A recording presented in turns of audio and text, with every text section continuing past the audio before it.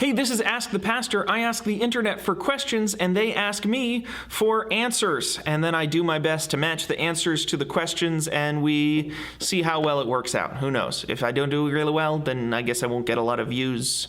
The free market! Anyway, here's a question today. It's actually a follow-up to a previous question.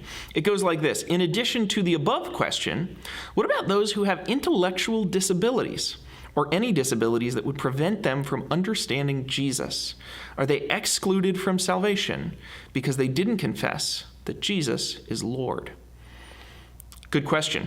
The above question that's being referred to is actually the question I answered here. It's a question about the problem of the unevangelized. What about those who've never heard?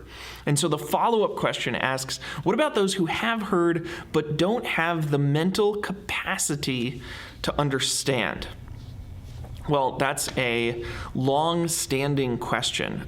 It's actually a question that I'm aware the Roman Catholic Church has kind of a solid dogmatic answer to, right? The Roman Catholic Church has the benefit of firm dogma. They can actually give answers to things and have those answers be official.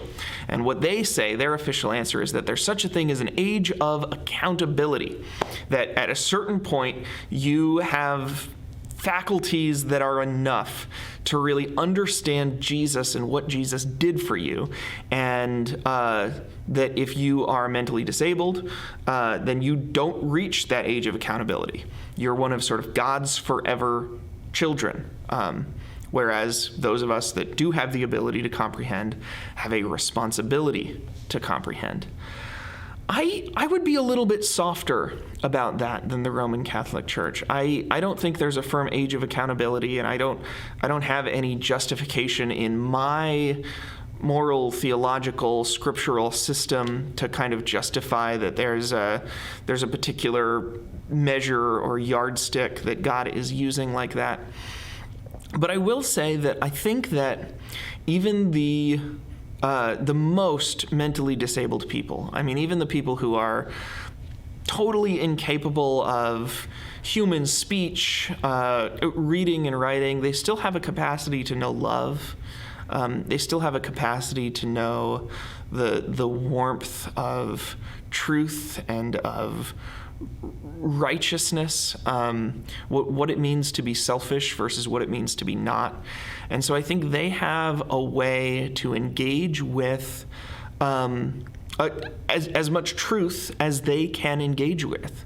And as much truth as they're able to engage with, the more that they engage with it, the more they will find themselves blessed, saved, connected to this force of love that undergirds all things. You know, one of the central questions we've got to ask when we talk about salvation is, saved from what? Saved from what exactly? Saved from the fires of hell after we die? Well, okay. I mean, if that's all that we mean for salvation, then God, the just judge, has got to find a fair way to judge what people who are mentally disabled would have done with the information if they were not mentally disabled, or give a mental disability version of the test, right? But I really don't think it's all about that. That's not my central core belief in Christianity. I don't think the most important question in Christianity is, where are you going to go when you die? I think the most important question in Christianity is, how are you going to live? And I think that the mentally disabled people have just as much, in fact, in many ways, even more capacity to live with what they have in the best way that they can, in the most eternal way that they can, live the eternal kind of life than the rest of us do.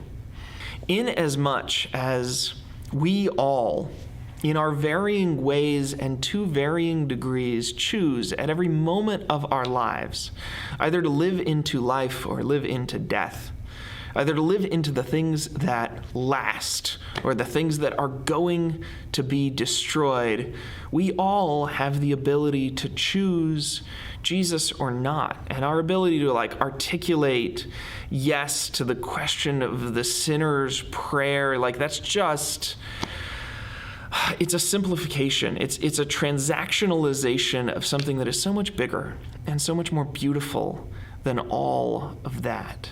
And so those people have capacity.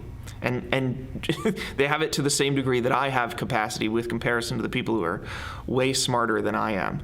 Not that they'll get everything, not that I'll get everything. I mean, understanding God is like ants understanding us. It's just so beyond us. But all of us can take a step, and all of us can choose, not just once, but every moment of every day. Life or death, love or selfishness. And I hope you choose the right thing if you're watching.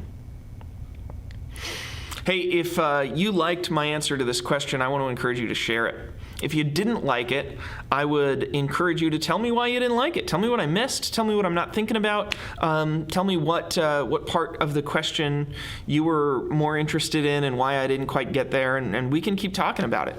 And finally, if you've got your own question, I want to encourage you to ask me. The more people that ask me more questions, the more good content we'll have out on the internet, and the more people will be exposed to it. So you can ask any question, and you can check out these videos for some other questions if you want to watch those. Thank you.